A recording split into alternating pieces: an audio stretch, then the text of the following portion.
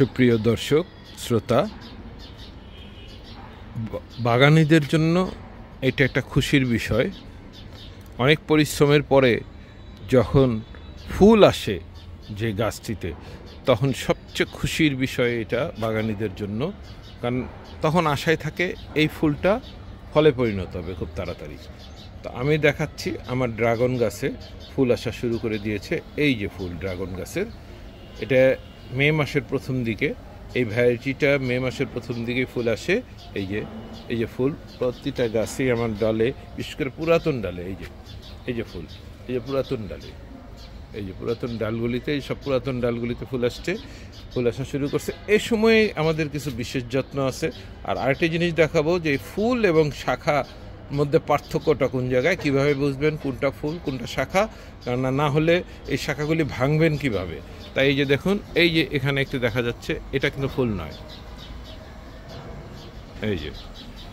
এই যে দেখা যাচ্ছে এটা ফুল নয়, এটা হলো শাখা। এটা আমি ভেঙে দিব। এই সময় কিন্তু এই কাজটা করতে হবে, কোনো শাখা দরকার নেই। এখন আমার ফুল আসতেছে, শুধু ফুলই রাখবো আমি। এই যে শাখাটা ভেঙে দিলাম। এই জাতীয় কোনো শাখা যদি এই গাছগুলোতে, ড্রাগন গাছগুলিতে থাকে, যেগুলিতে আমি ফুল আশা করতেছি, সেগুলি রাখবো না, এবং ফলও নাইলে বড় হবে না। এই যে প্রতিটা প্রায় ডালেই আমার ফুল আসছে। এটা মাত্র শুরু, আশা করতেছি সমস্ত ডালগুলিতে ফুল আসবে। ওই যে দূরেও ফুল আছে, আমি দেখাচ্ছি ক্লোজ করে। এই যে ফুল, প্রতিটা ডালেই ফুল।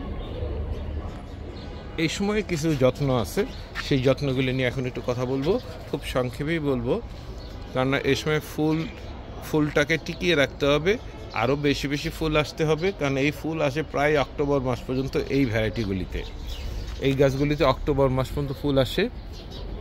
এই যে ফুল, সমস্ত এগুলো ফুল।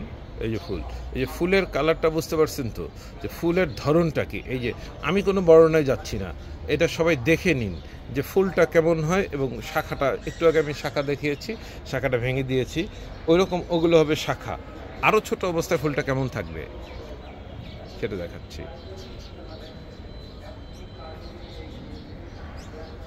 এই যে আরও ছোট অবস্থায় ফুলটা কেমন থাকবে।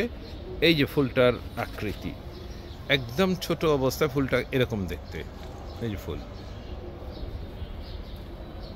একদম ছোট অবস্থায়, এটা 2 দিনের ফুল হবে, বা ওগুলো 3-4 দিন হয়ে গেছে। এরকম সমস্ত গাছেই কিন্তু আমার ফুল। আমি পরিচর্যা দেখিয়েছি, গত মার্চে আমরা শেষ খাবার দিয়েছি। মার্চের পর আমরা আর কোনো খাবার দেইনি গাছে, এবং এখন আমরা কোনো খাবার দিব না। এখন এই যে বর্ষা মৌসুম চলছে, বৃষ্টি আসতেছে, বৃষ্টিতে যথেষ্ট খাবার পাবে এই গাছগুলো। বৃষ্টিতে খাবার পেলে তারা এমনি সতেজ থাকবে। এবং আমি এই বৃষ্টি যখন কমে যাবে, অর্থাৎ বৃষ্টির একটা গ্যাপ তৈরি হবে আবার, এই গ্যাপ তৈরি হলে, যখন গ্যাপটা তৈরি হবে, তখন আমি কি করব, তখন আমি, যারা রাসায়নিক সার ব্যবহার করে, তারা লাল পটাশ, শুধু এই লাল পটাশটা গাছের গোড়ায় দিতে হবে, এবং গাছের স্প্রেও করা যেতে পারে। আর যারা রাসায়নিক সার ব্যবহার করি না আমরা, তারা কি করব, তারা শুধুমাত্র সবজি পচার তরলটা, এই যে গাছের গোড়ায়, এই গাছের গোড়াগুলিতে আমরা সবজি পচার তরলটা দিয়ে দেবো, তরল সবজি পচাটা। কারণ শক্ত সবজি পচা দেওয়া যাবে না, কারণ এখন মাটি খোঁড়াখুড়ি কোনো অবস্থায় করা যাবে না, এখন গাছকে বেশি নাড়াচাড়া করা যাবে না, তাই না গাছ ডিস্টার্ব অনুভব করবে। বন্ধুরা, আমি একটু চট করে তরল সারটাও দেখিয়ে দিই, কারণ ভিডিওটা আমি বড় করতে চাচ্ছি না এই মুহূর্তে।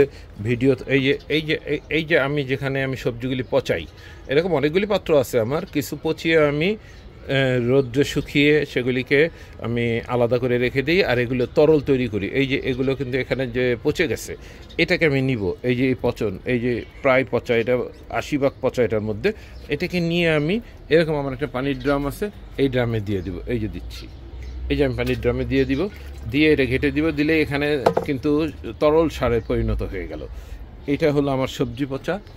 এই সবজি পচা বা কিচেন কম্পোস্ট, এই কিচেন কম্পোস্টটা আমি এইভাবে তরল হিসাবে ব্যবহার করি, তখন এই ড্রামে দিয়ে দিই। এই পানিটাই অল্প অল্প করে এই গাছগুলিতে, যখন শুকনা থাকবে, ভিজা অবস্থায় না, এই বর্ষা মৌসুমে না, যখন বর্ষার যেটা গ্যাপ পড়ে, 2 দিন 3 দিন বৃষ্টি হচ্ছে না, তখন দিতে হবে। মনে রাখবে, এই জিনিসটা খুবই জরুরি, না হলে কিন্তু ফল, আশানুরূপ ফল পাবে না। এটাই করতে হবে।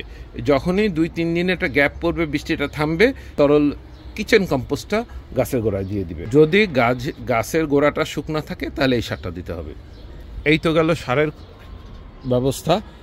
আর যদি এই যে ডালটা আমি দেখতে পাচ্ছি, এই সময় কিন্তু এইসব ডাল, এই যে ডালটা, এই যে একটা ডাল বেরোচ্ছে, শাখা বেরোচ্ছে, আমি এটাকে ভেঙে দিব। এটা কোনো দরকার নেই আমার এই ধরনের শাখা। এখন আর কোনো শাখা প্রশাখা রাখা যাবে না, কারণ আমাদের গাছগুলিতে যারা আমরা ভালো খাবার দিয়ে থাকি, পরিমিত খাবার দিয়ে থাকি, উপযুক্ত খাবার দিয়ে থাকি, তাদের গাছে কিন্তু সারা বছরই ডালপালা গজাতেই থাকে। এই যে আমি এই গাছটার কিন্তু দেখতে পাচ্ছি যে এগুলো কাটা, এগুলো আমি এই যে কেটে ডাল কেটে ফেলে রেখেছি, এগুলো যাই হোক এগুলো সরিয়ে ফেলবো। এই যে ডালটা, এই যে আমি দেখতে পাচ্ছি এখানে একটা ডাল, সুতরাং এই শাখাটা আমি কেটে ফেলবো। এই যে কেটে ফেললাম। এটা রাখা যাবে না এই মুহূর্তে, কারণ এরা খাবার নিবে, খাবার টানবে, এতে ফলের আকৃতি ছোট হতে পারে, ফুল কম আসতে পারে। তাই এই মুহূর্তে যতক্ষণ অন্ততপক্ষে আগামী জুন জুলাই পর্যন্ত কোনো ডালপালা আমি রাখবো না, আর হইতেই দিব না, দরকার নাই। কারণ আমার এখানে যথেষ্ট, এই যে আমার কিছু ডাল আমি আগে রেখে দিয়েছি, যেগুলো এই যেগুলো আমি গত মার্চের পরে আর কাটি নাই, ফেব্রুয়ারি মার্চ থেকেই কাটি নাই, সেগুলো কিন্তু আমার আগস্ট সেপ্টেম্বরে গিয়ে এগুলি ফুল আসবে আমি আশা করতেছি। সুতরাং আর আমার ডালপালা দরকার হবে না। যাদের ডাল কম আছে তারা ইচ্ছে করলে ডালপালা রাখতে পারো, কিন্তু এখন না, তাও আরও 2 মাস পরে রাখো। এখন রাখতে গেলে ফুলের সংখ্যা কম হবে, ফলের সংখ্যা কম হবে, আকৃতি ছোট হবে। এখন কোনো ডালপালার দরকার নেই। যাদের ফুল আশা করতেছো গাছে, তারা ডালপালা রাখবে না, কেটে ফেলবা। যখন তুমি চাইবে ফুল যে আমার গাছ ছোট, আরও ডালপালা দরকার, তখন তুমি ছেড়ে দিবা, তখন ডালপালাগুলো রাখা শুরু করবা। তো বন্ধুরা, খাবারও বললাম, ডালপালা পরিচর্যাটাও বললাম। আরেকটা জিনিস করতে হবে যে এই ফুলগুলোতে কিন্তু পিঁপড়া ধরবে, পিঁপড়া এই ফুলগুলোর থেকে মধু খাওয়ার চেষ্টা করবে। এটা একটু নিয়ন্ত্রণ করতে হবে। এই যে অলরেডি পিঁপড়া দেখা যাচ্ছে, আমি দেখাচ্ছি। হ্যাঁ বন্ধুরা, এই যে সময়ে গাছে পিঁপড়ার আক্রমণ হয়ে থাকে, এই যে দেখো এই ফুলটার উপরে পিঁপড়া ঘোরাঘুরি করছে।